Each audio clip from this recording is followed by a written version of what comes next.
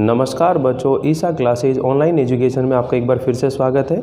देखिए बच्चों, हम लोग 12th क्लास आरबीएसई बोर्ड में जो सेकंड चैप्टर है जिसका नाम है भ्रमर गीत से चयनित कुछ पद, ये सूरदास जी के द्वारा लिखा हुआ भ्रमर गीत है और इसके हम कुछ पद यहाँ उनका हिंदी अनुवाद पढ़ रहे हैं। अब तक हम लोग इसमें जो 6 पद हैं उस 6 पद में से 4 पदों का हिंदी अनुवाद पढ़ चुके हैं। अगर आप लोगों ने वो पिछले वीडियो नहीं देख रखे हैं तो एक बार वीडियो जरूर देख लीजिए। अब तक इस चैप्टर के 3 वीडियो बन चुके हैं, आज का ये चौथा वीडियो है। अगर पिछले वीडियो नहीं देखे हैं तो जरूर से जरूर देखें, क्योंकि वहां मैंने आप लोगों को वो सारी बातें बताई हैं कि आपको अपने नोट्स कैसे तैयार करने चाहिए और आपको ये चैप्टर किस तरीके से याद करना चाहिए और व्याख्या करने का क्या तरीका है। तो देखिए, हम लोग ये बात बहुत अच्छे से पढ़ चुके हैं कि यहाँ सूरदास जी ने इस पद में, यानी इस जो ये जितने भी पद हैं या भ्रमर गीत है, उसको लिखने का उद्देश्य क्या है कि वो है गोपियों के माध्यम से अपनी जो सगुण भक्ति है उसका मंडन करना चाहता है, यानी उसे स्थापित करना चाहते हैं, और जो निर्गुण भक्ति है उसका खंडन करना चाहते हैं। ठीक है, तो आप जानते हो भक्ति काल में 2 तरह की काव्य धाराएं हैं, सगुण और निर्गुण। जो भी कवि जिस विचारधारा का समर्थक होता है वह उसी विचारधारा को श्रेष्ठ बताता है। अगर हम कबीरदास जी की बात करेंगे तो वो हमेशा निर्गुण भक्ति के बारे में ही बात करेंगे, लेकिन अगर मीराबाई के बारे में बात करेंगे तो फिर वो कृष्ण भक्त के बारे में, यानी कि कृष्ण जी की भक्ति की बात करेगी, कृष्ण के जो स्वरूप है उन्हीं के बारे में वो वर्णन करेगी। तो ये बातें पिछले वीडियो के अंदर मैं अच्छे से समझा चुका हूँ। आज हम लोग जो है ये 5वां जो पद है इसके अंदर, इसे हम लोग पढ़ने वाले हैं। निर्गुण कौन देश को बासी, मधुकर हंसी समुझाए, सो दे बूझती सांच ना हासी, को है जनक जननी को कहियत, कौन नारी को दासी, कैसो वरण भेष है कैसो, के ही रस में अभिलाषी, पाओगे पुण्य कियो आपनो जोरे, कहोगे गांसी। गांसी का मतलब होता है झूठ, असत्य। यानी जो गोपियां हैं वो उद्धव से बड़ी ही चतुराई के साथ में और एक तरह से उनकी जो निर्गुण भक्ति है या उनकी जो योग साधना है उसके बारे में कई तरह के सवाल पूछ करके और उद्धव को निरुत्तर कर देती हैं। उद्धव के पास गोपियों के सवालों का कोई जवाब नहीं होता है। गोपियाँ पूछती हैं, चलिए उद्धव हम तुम्हारी बात मान लेते हैं कि जिस निर्गुण भक्ति या योग साधना की तुम बात कर रहे हो उसे एक बार फिर से अच्छे से समझाओ। हम सच कह रहे हैं, हम सौगंध काके कहते हैं, हम तुम्हारा मजाक नहीं कर रहे हैं, एक बार हमें फिर अच्छे से समझाओ। मतलब जिस बात को समझना ही नहीं चाहती गोपियां उसके लिए अपनी चतुराई का परिचय दिखा रही यहाँ पर। चलिए हम तुम्हारी बात मान लेते हैं, ये तो बताइए कि जिस निर्गुण भक्ति की तुम बात कर रहे हो या जिस योग साधना की तुम बात कर रहे हो वो किस देश का रहने वाला है, उसके पिताजी कौन है, उसके माता कौन है, उसकी पत्नी कौन है, उसकी दासी कौन है और वो किस वर्ण का है, किस जैसे रस का अभिलाषी है वो। अगर इन प्रश्नों का उत्तर देने में उद्धव तुम कोई भी असत्य बात कहोगे, कोई भी झूठी बात कहोगे तो फिर तुम्हें अपने किए का पश्चाताप करना पड़ेगा, बहुत पछताओगे, अपने किए का फल भुगतना पड़ेगा। और इस तरह जो सूरदास जी कहते हैं, सुनत मौन हवे रहो ठग्यो सो सूर सबई मति नासी। और इस तरह गोपियों के इन प्रश्नों को सुन करके उद्धव एक ठगे हुए व्यक्ति के समान मौन हो जाते हैं, मानो उस परम ज्ञानी विद्वान व्यक्ति उद्धव की सारी बुद्धि ही नष्ट हो गई हो, ऐसी स्थिति उसके सामने हो जाती है। क्यों? क्योंकि जो निर्गुण भक्त होते हैं वो तो ये कहते हैं कि ईश्वर का तो कोई स्वरूप ही नहीं है, ईश्वर का तो कोई रंग ही नहीं है, ईश्वर का ना तो जन्म हुआ है ना मृत्यु होगी, जो आदि अनादि है, ठीक है ना, और जो अनंत है वो तो सृष्टि के कण कण में व्याप्त है। जब वो इस तरह की बातें करते हैं तो वो कैसे इसका जवाब दे सकता है कि निर्गुण किस देश में रहता है, उसके पिताजी कौन है, माताजी कौन है, पत्नी कौन है, दासी कौन है, इन प्रश्नों का उत्तर नहीं दे सकता। तो देखिए बच्चों, यहाँ अभी मैं और अच्छे से आपको बताऊंगा, ये अनुवाद अभी व्याख्या करने का तरीका बताऊंगा, लेकिन मैं आपके सामने वो चीज़ क्लियर करना चाह रहा हूँ कि आखिर इसमें है क्या। इसमें जो प्रश्न आपसे पूछा जाएगा, अगर इसमें से कोई प्रश्न बनेगा तो ये बनेगा कि निर्गुण भक्ति को लेकर के गोपियों ने उद्धव से क्या क्या प्रश्न पूछे। तो आपने बताना है निर्गुण भक्ति को लेकर गोपियों ने उद्धव से यह प्रश्न पूछे कि वह किस देश का रहने वाला है, उसके माता पिता कौन है, पत्नी कौन है, दासी कौन है, किस वर्ण का है, ठीक है, किस रस का अभिलाषी है, यानी कैसा वो दिखता है। इस तरह के वो प्रश्न जो है उद्धव के सामने करती हैं, किंतु उद्धव जो है गोपियों के इन प्रश्नों का कोई उत्तर नहीं दे पाता है। मानो उस परम ज्ञानी विद्वान उद्धव की सारी बुद्धि ही क्या हो गई हो, नष्ट हो गई हो। तो देखिए मैं यहाँ बोर्ड पर आपके सामने लिखता हुआ चलता हूँ और एक एक पद जो है अच्छे से समझने की कोशिश करेगा। बहुत से बच्चे पूछ रहे हैं सर व्याख्या करने का सही तरीका क्या है। तो ये जो वीडियो अपने बन रहे हैं सूरदास जी के चैप्टर के, आप पीछे से सारे वीडियो क्रम से देखते हुए आओगे तो वहाँ मैं आपको बिल्कुल समझाते हुए चल रहा हूँ कि जब भी हम व्याख्या करेंगे तो 4 बिंदुओं में आधार बना करके व्याख्या करेंगे। सबसे पहले ऊपर ही ऊपर कठिन शब्द लिखते हैं, फिर हम लोग प्रसंग लिखते हैं, फिर व्याख्या करते हैं, फिर विशेष टिप्पणी करते हैं। ऐसे 4 बिंदु आपको बनाने हैं। तो कठिन शब्द जो भी इसके अंदर आएंगे वो आप लोग नोट कर लेंगे। भाई यहाँ जननी का मतलब क्या है, भाई माता है, जनक का मतलब पिताजी है, ठीक है ना, बूजत का मतलब है पूछती है, सांच सच्ची बात, ना हंसी नहीं कर रहे हैं। तो देखिए मैं यहाँ अनुवाद करके आपको समझा देता हूं। निर्गुण कौन देश को बासी, निर्गुण कौन देश को बासी, यानी जो गोपियां हैं वह उद्धव से कहती हैं कि हे उद्धव, जब तुम इतनी दूर चलकर आए हो, चलो हम तुम्हारी बात को सुन लेते हैं, लेकिन एक बार हमें अच्छे से समझाओ।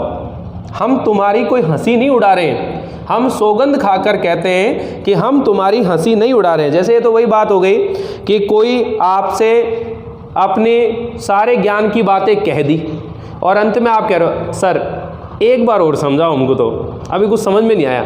मतलब आप बिल्कुल चतुराई से और सामने वाले व्यक्ति की एक तरह से बेइज्जती कर रहे हो, आप समझ में नहीं आई। तो यही गोपियों ने क्या करा उसके उद्धव के साथ किया। तो उद्धव से ये कह रही हैं निर्गुण कौन देश को बासी, कि हे उद्धव मधुकर। अब ये देखिए यहाँ से स्टार्ट करेंगे अपन। मधुकर का मतलब भ्रमर होता है, लेकिन मधुकर किसको संबोधित कर रही है कि हे मधुकर, हे उद्धव हंसी समझाए, यानी हंस करके समझाइए, हंसी समझाए। सो दे बूझती, मैं सौगंध दे करके पूछती हूं, यानी सौगंध खाकर एक तरह से पूछ रही हूं। बूझती यानी कि पूछना। साच, मैं सच में सौगंध खाकर कहती हूं कि मैं सच में पूछना चाहती हूं। और न हंसी, और मैं इसमें कोई तुम्हारी हंसी नहीं उड़ा रही हूं, तुम्हारा मजाक नहीं उड़ा रही हूं, मैं सच में ही जानना चाहती हूं। क्या जानना चाहती हूं कि को है जनक, को है जनक। जनक का मतलब पिताजी होता है, जननी को, और माता कौन है, कहियत मतलब कहिए, बताइए। कौन नारी, और उनकी पत्नी कौन है। नारी का मतलब यहाँ पर पत्नी है। कौन नारी, को दासी, और उनकी दासी कौन है, ठीक है। कैसो वर्ण, और वो किस वर्ण के हैं। भाई 4 वर्ण होते हैं ना, मतलब ब्राह्मण, क्षत्रिय, वैश्य, शूद्र, तो वो किस वर्ण के हैं वो तो बताओ। कैसो वर्ण, कैसो वर्ण, वर्ण मतलब वर्ण। भेष है कैसो, और कैसा भेष है उसका, मतलब दिखता कैसा है वो। भेष है कैसो, के ही रस में,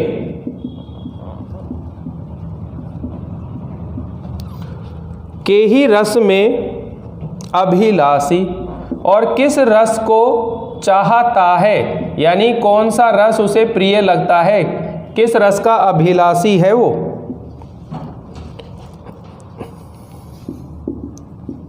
पाओगे पुनि कियो आपनो, फिर आप अपने किए का पश्चाताप करना पड़ेगा। आपनो मतलब अपना, अपने किए के ऊपर तुम्हें पश्चाताप करना पड़ेगा। कहोगे गांसी, गांसी का मतलब होता है असत्य। ये जो गांसी शब्द है इसका अर्थ होता है असत्य।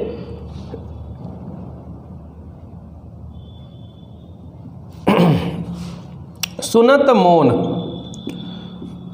सुन करके मौन हो गया, हवई शांत हो गया, चुप हो गया,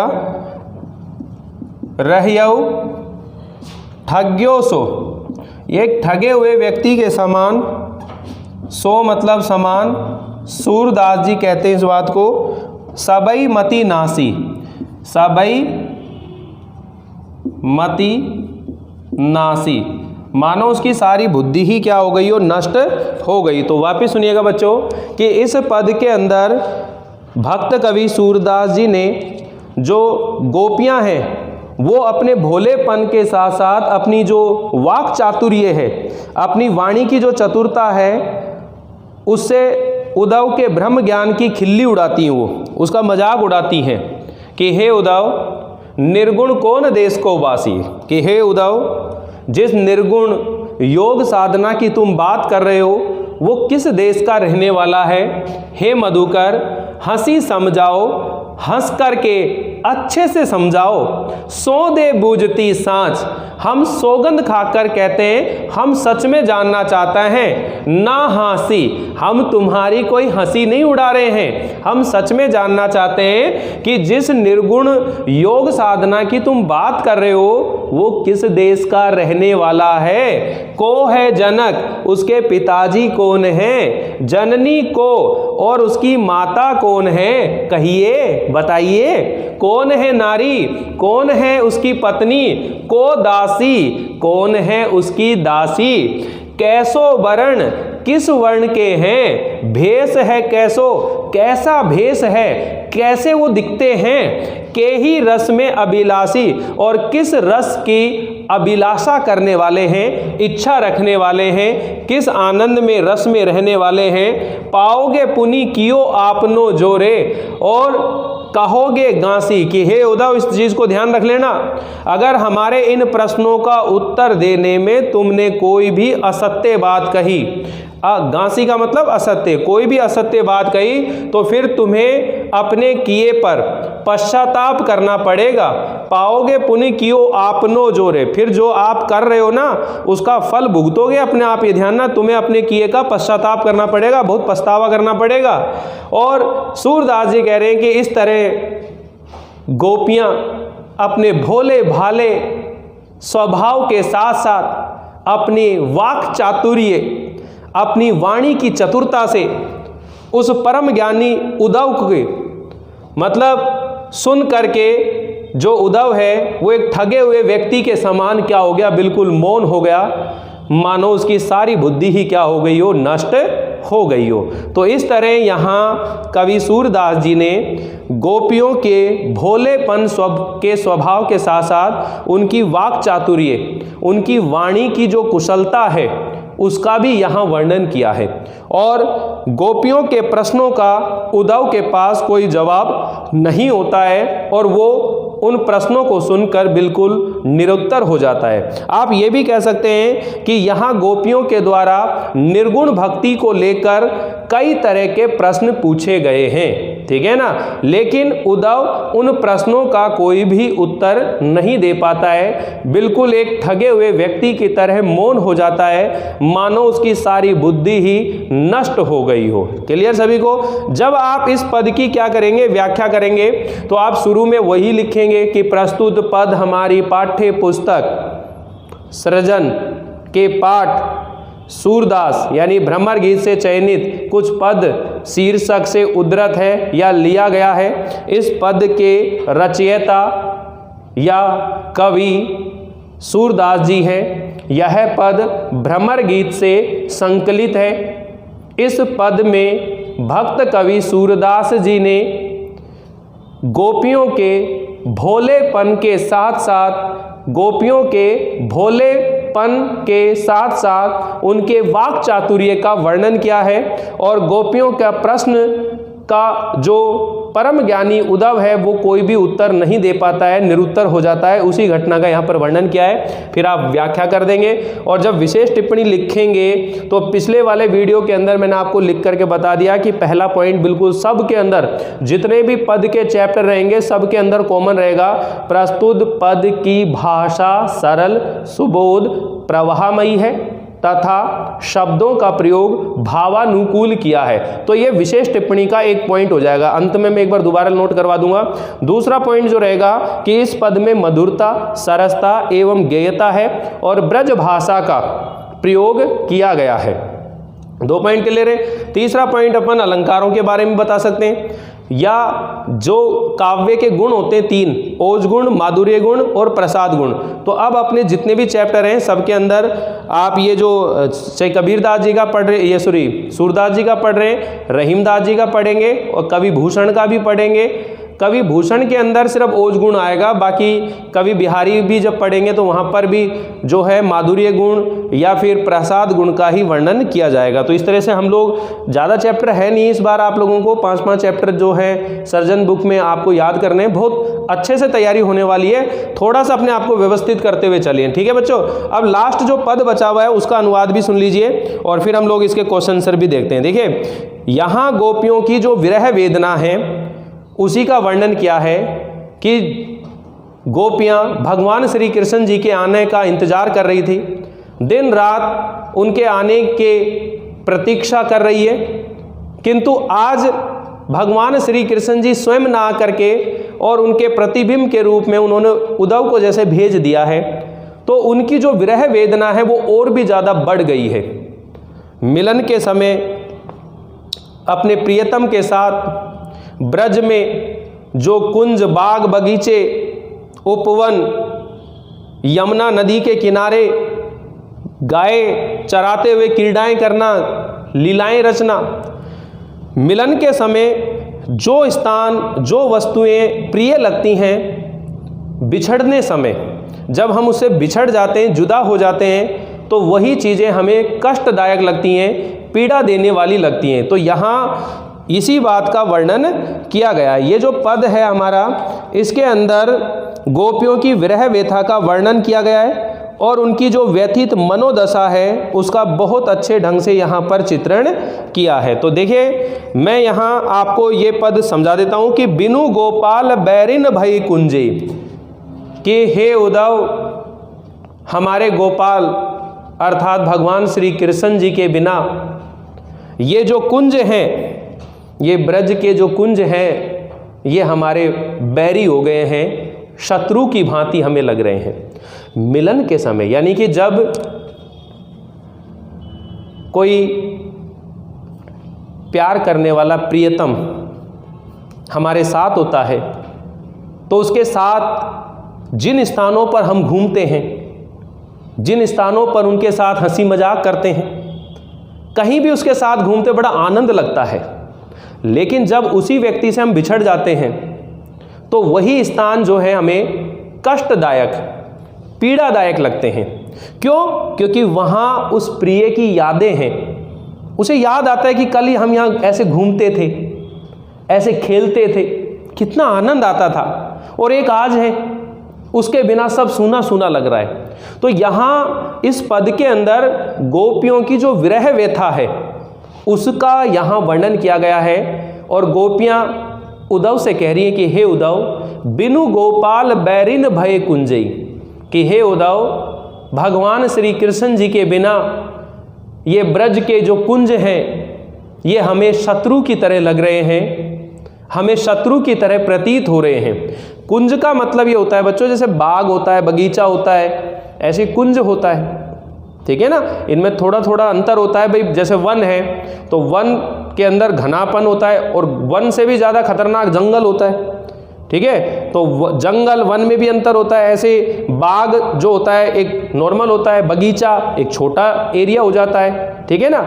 ऐसे कुंज है, वहाँ यमुना नदी के किनारे जो कुंज थे वहाँ पर भगवान श्री कृष्ण जी गोपियों के साथ रहते थे, कई तरह की क्रीड़ाएं होती थी, लीलाएं होती थी, गाय चराते थे, वहाँ पर उनके जो मटकियाँ होती हैं वो फोड़ते थे, वो बहुत सारे मनोरंजन के सब चीज़ें होती थी। तो बड़ा आनंद आता था, लेकिन जब से भगवान श्री कृष्ण जी यहाँ मथुरा से ब्रज से मथुरा चले गए हैं, तो सारी जगह गोपियों को कैसा लग रही है? शत्रु की तरह प्रतीत हो रही है कि हे उद्धव बिन गोपाल बैरिन भय कुंजई, कि हे उद्धव भगवान श्री कृष्ण जी के बिना, हमारे प्रियतम कृष्ण जी के बिना ये ब्रज के जो कुंज हैं ये हमें शत्रु की तरह प्रतीत हो रहे हैं। तब ये लता लगती अति शीतल। तब जब भगवान श्री कृष्ण जी यहाँ रहते थे तो ये जो लताएं हैं इस कुंज के अंदर, ये जो बेल हैं, ये बड़ी शीतल लगती थी, बड़ी आनंद देने वाली लगती थी। किंतु अब भई विषम ज्वाला की पुंजई, ज्वाला मतलब भीषण ज्वाला, अग्नि के पुंज मतलब प्रकाश या समूह अपन कह सकते हैं, और विषम मतलब एक संतप्त करने वाली, पीड़ित करने वाली। यानी कि जब भगवान श्री कृष्ण जी यहाँ रहते थे तो ये जो इस कुंज के अंदर ये जो लताएं लग रही हैं, इनको कभी कलाई पर लपेटते थे, ठीक है, कभी हम यहाँ पर इनसे खेलते थे तो बड़ा आनंद आता था, बड़ी शीतलदायी लगती थी। लेकिन अब ये हमें एक भीषण ज्वाला के समान, हमें संतप्त करने वाली, संतप्त मतलब हमें दुखी करने वाली प्रतीत हो रही है, हमें पीड़ित करने वाली प्रतीत हो रही है। आगे सुनिए, वृथा बहती जमुना। अब ये जो व्रत नदी का, जो यमुना नदी की जो जल धारा है, ये भी हमें व्यर्थ लग रही है। व्यर्था बहती जमुना खग बोलत। खग का मतलब होता है पक्षी, पक्षियों का चहकना, ये व्यर्थ लग रहा है। वृथा कमल फूलई, कमल के पुष्पों का खिलना, फूलई का मतलब होता है खिलना, और कमल के पुष्पों का खिलना वृथा मतलब व्यर्थ प्रतीत हो रहा है। अली गुंजई, और भ्रमर, भंवरों का गुंजायमान करना भी हमें व्यर्थ लग रहा है। तो क्या कह रही हैं कि हे उद्धव, भगवान श्री कृष्ण जी के बिना ब्रज के ये कुंज हमें शत्रु की तरह प्रतीत हो रहे हैं। जब भगवान श्री कृष्ण जी यहाँ ब्रज में रहते थे तो ये लताएं हमें अत्यधिक शीतल लगती थी, आनंद देने वाली लगती थी, किंतु जब से भगवान श्री कृष्ण जी ब्रज से मथुरा गए हैं तो ये लताएं अब हमें एक भीषण ज्वाला के समान जलाने वाली लग रही है, संतप्त करने वाली, पीड़ित करने वाली, दुखी करने वाली लग रही है। अब भगवान श्री कृष्ण जी के ना होने की वजह से ये यमुना की जल धारा, ये पक्षियों का चहकना, ये कमल पुष्पों का खिलना, ये भंवरे का गुंजायमान करना, ये सब हमें व्यर्थ लग रहा है, हमें कुछ भी अच्छा नहीं लग रहा है। मतलब जिसके प्रियतम भगवान श्री कृष्ण जी उनसे जुदा है, दूर है, उनके बिना क्या अच्छा लगेगा। तो गोपियों की जो विरह व्यथा है और उनके जो मनोदशा है उसका यहाँ पर चित्रण किया जा रहा है। आगे सुनिए, पवन पानी मतलब पवन पानी, पवन मतलब हवा, ठंडी ठंडी जो हवा चल रही है। घन सार, घन सार मतलब कपूर की सुगंध, ठीक है ना, और संजीवनी, और संजीवनी के समान दधिसुत, दधिसुत मतलब जो चंद्रमा की किरणें हैं।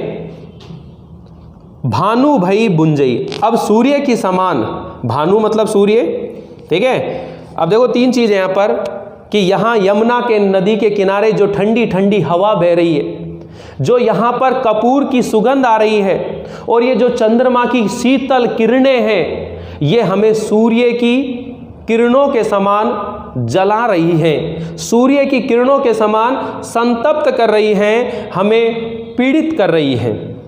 ठीक, आगे सुनो, हे उद्धव माधव से कहियो, हे उद्धव भगवान श्री कृष्ण जी से कहना कि उनकी जो विरह रूपी वेदना है, विरह रूपी जो वेदना है वो एक कदन, एक कटार, कदन का मतलब क्या होता है, कदन, कटार, कटार से किसी चीज को काट देते ना, तो कदन करी मारत लुंजे, उनकी विरह रूपी जो कटार है वो हमारे शरीर को अंदर ही अंदर काट करके और वो हमें मार रही है।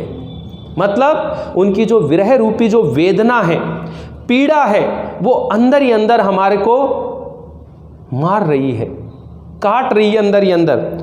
हे उद्धव, माधव से कहना उनकी विरह रूपी जो कटार है वो हमारे शरीर को अंदर ही अंदर काट रही है, उनकी जो पीड़ा है वो हमारे लिए असहनीय हो रही है। सूरदास जी कहते हैं कि गोपियां उद्धव से कह रही है कि हे उद्धव, प्रभु को मग जोवत आँखियां भई बरन जो गुंजई, कि हे उद्धव, भगवान श्री कृष्ण जी के इस मार्ग को देखते देखते हमारी ये जो आंखें हैं ये गुंजा पौधे के समान लाल वर्ण की हो गई हैं।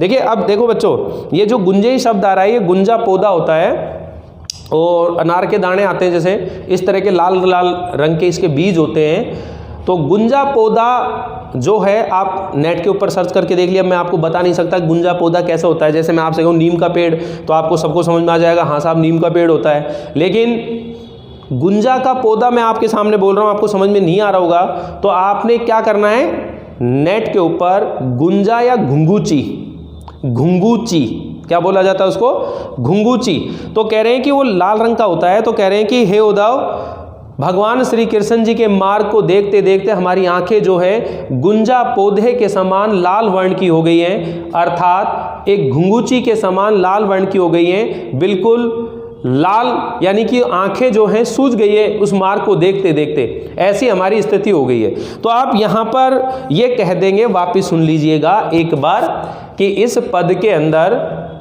सूरदास जी ने गोपियों की जो विरह वेदना है, उनकी जो विरह व्यथा है और उनकी जो मनोदशा है उसका वर्णन किया गया है। ये सारे जो पद हैं इनमें वियोग श्रृंगार रस जो होता है उसके दो पक्ष होते हैं, एक संयोग और एक वियोग। संयोग में तो नायक और नायिका के मिलन की स्थिति होती है, लेकिन जो वियोग पक्ष होता है तो उनके विरह की, उनके बिछड़ने की स्थिति का वर्णन किया जाता है। तो जब भगवान श्री कृष्ण जी ब्रज भूमि में रहते थे, जहाँ गोपियों के साथ में खेलते थे, घूमते थे, ग्वालों के साथ गाय चराते थे, पूरे ब्रज के अंदर ऐसा माहौल था मजे वाला, आनंद वाला, लेकिन अब भगवान श्री कृष्ण जी चले गए हैं। तो गोपियाँ उद्धव से अपने हृदय की स्थिति बता रही हैं कि हे उद्धव, बिनु गोपाल बैरन भई कुंजई, कि हे उद्धव, भगवान श्री कृष्ण जी के बिना ये ब्रज के जो कुंज हैं ये हमें शत्रु की तरह प्रतीत होते हैं। तब ये लता लगती अति शीतल। जब भगवान श्री कृष्ण जी यहाँ रहते थे तो इस ब्रज भूमि में ये जो लताएं हैं, ये इस कुंज में जो लताएं हैं, ये बड़ी शीतल आनंद देने वाली लगती थी, किंतु अब ये भई भीषण ज्वाला पुंजई, किंतु अब ये एक भीषण ज्वाला के समान हमें पीड़ित या कष्ट देने वाली लग रही है। भगवान श्री कृष्ण जी के यहाँ ब्रज में ना होने से आज हमें ये यमुना नदी की जलधारा, ये पक्षियों का चहकना, कमल पुष्पों का खिलना, ये भ्रमर, ये जो भंवरे हैं इनका गुंजायमान करना, ये सब हमें व्यर्थ लग रहे हैं। ये ठंडी ठंडी हवा, ये सुगंधित कपूर और ये अमृत, चंद्रमा की जो अमृत की किरणें हैं, ये हमें सूर्य की भांति जलाने वाली लग रही हैं। हे उद्धव, माधव से कहना उनकी विरह रूपी कटार हमारे शरीर को अंदर ही अंदर काट रही है। सूरदास जी कहते हैं कि गोपियाँ उद्धव से कह रही हैं कि हे उद्धव, प्रभु का मग जोवत, भगवान श्री कृष्ण जी के मार्ग को देखते देखते हमारी ये जो आंखें हैं ये गुंजा पौधे की तरह लाल वर्ण की हो गई है, ये बिल्कुल घुंगूची की तरह हो गई हैं। इसलिए हे उद्धव, उनसे जाकर हमारी जो स्थिति है उसे बताना कि उनके बिना, उनके विरह में हमारी क्या दशा हो गई है। इस तरह से वो वहाँ पर अपनी मनोदशा और अपनी विरह वेदना का क्या कर रही है, वर्णन कर रही है। तो देखिए फटाफट आप लोग इसके क्वेश्चन आंसर भी समझ लीजिएगा। आप बहुत अच्छे से इन चीज़ों को बता सकते हैं अगर आपने चारों लेक्चर, ये चौथा लेक्चर है, इससे पहले 3 लेक्चर हो चुके हैं इसके ऊपर। अगर आपने वो सारा कंप्लीट देखा होगा तो आपको ये चैप्टर बहुत अच्छे से समझ में आएगा, ये मैं आपको विश्वास दिलाता हूँ। ठीक है बच्चों, तो देखिए बच्चों, सूरदास जी की भक्ति मानी जाती है किस भाव की मानी जाती है, सखा भाव की या दास्य भाव की, बताइए। तो सूरदास जी की भक्ति जो है सखा भाव की मानी जाएगी। ठीक है, सूरदास ने अखियों को भूखी बताया है, किसकी, ये अखियां हरि दर्शन भूखी, पढ़ा ना, तो हरि दर्शन की भूखी। उद्धव को गोपियों ने ऐसे कौन से प्रश्न किए कि उद्धव ठगा सा रह गया, कि गोपियों ने उद्धव से निर्गुण या योग साधना को लेकर के जो प्रश्न पूछे थे, उनमें से ये कौन कौन से प्रश्न थे कि ये जो निर्गुण है ये कौन देश का वासी है, किस देश का रहने वाला है, माता कौन है, पिता कौन है, पत्नी कौन है, दासी कौन है, किस वर्ण का है, ठीक है ना, भेष कैसा है और किस रस का अभिलाषी है, ये प्रश्न जो है गोपियां उद्धव से करती हैं। तो मुझे बताइए, आपको रटने की जरूरत नहीं है, आपको सिर्फ एक शैली सीखने की जरूरत है मेरे बच्चों।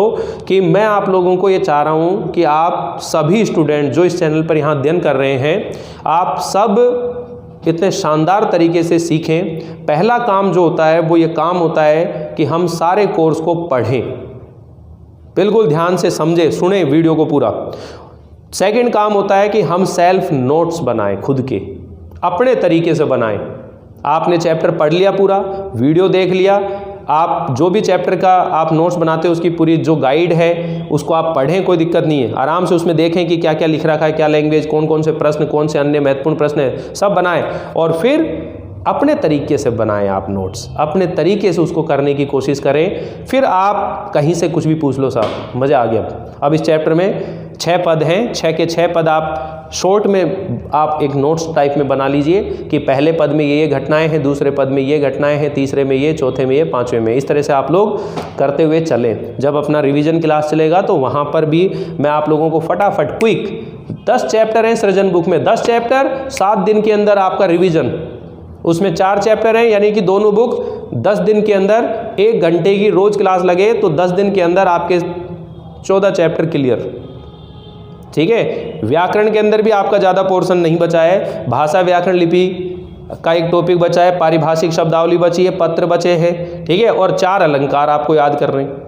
निबंध के ऊपर अभी वीडियो बनाना बाकी है, अभी पहले बुक हो जाए एक बार। ठीक है, तो देखिए बच्चों, यहाँ क्लियर हो गया। हारिल पक्षी की क्या विशेषता है, ये भी आप जानते हो कि हारिल पक्षी की विशेषता है कि वह हमेशा पेड़ पर ही बैठता है और उसके पंजों में हमेशा कोई पेड़ की जो टहनी है वो रहती है। ऐसा कहा जाता है कि यदि वो धरती पर बैठता है तो उसके बाद में उड़ नहीं पाता है, या फिर उसकी स्थिति ऐसी हो जाती है कि वह जो है मर भी सकता है। ठीक है, तो क्योंकि उसके साथ बहुत ज़्यादा क्या होता है, लगाव होता है, इस वजह से यहाँ ये बात कही गई है। तो हारिल पक्षी सदैव अपने पंजों में लकड़ी पकड़े रहता है, उसे वह कभी नहीं छोड़ता है, उसी के सहारे वो बैठता रहता है।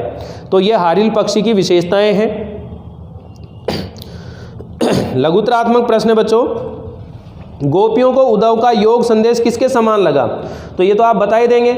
उद्धव ने ब्रज में आकर गोपियों को निर्गुण ब्रह्म ज्ञान का जब उपदेश देना आरंभ किया था तो करने के लिए आया था, तो गोपियों को वह संदेश जो है कड़वी ककड़ी के समान लगा। गोपियां उसे अनोखी व्याधि की तरह अनुपयोगी बताने लगी, क्योंकि निर्गुण निराकार ईश्वर की भक्ति करना गोपियों को बिल्कुल भी अच्छा नहीं लगा। तो ये आप बहुत अच्छे से सुन लीजिए वापिस से। गोपियों को, यानी कि उद्धव ने ब्रज में आकर के गोपियों को निर्गुण भक्ति या योग साधना का संदेश दिया था, किंतु गोपियों को उद्धव के द्वारा दिया गया जो योग संदेश है वो कड़वी ककड़ी के समान जो है अरुचिकर लगा, क्योंकि गोपियां तो भगवान श्री कृष्ण जी की भक्त थी और उन्हीं के भक्ति में वो एक निष्ठ थी। क्लियर। नेक्स्ट क्वेश्चन है कि मानो नील भाट ते काढ़ लई यमुना जो पखारे, इस पंक्ति में कौन सा अलंकार है, तो इसके अंदर बच्चों उत्प्रेक्षा अलंकार है। जब किसी काव्य पंक्ति के अंदर उपमेय और उपमान में अंतर होते हुए भी उपमेय और उपमान में अंतर होते हुए भी उपमेय में उपमान की संभावना व्यक्त की जाती है, तो वहां पर उत्प्रेक्षा अलंकार होता है। ठीक है, तो यहां इसके जो वाचक शब्द है वो मैंने आपको बता रखे हैं कि मानो, जानो, मनुहु, जनुहु, ठीक है, मनो, जनो ऐसे शब्द आते हैं। तो यहां मानो शब्द जो है वो लिखा हुआ है, इसको आप देख करके ये चीजें समझ ही सकते हैं।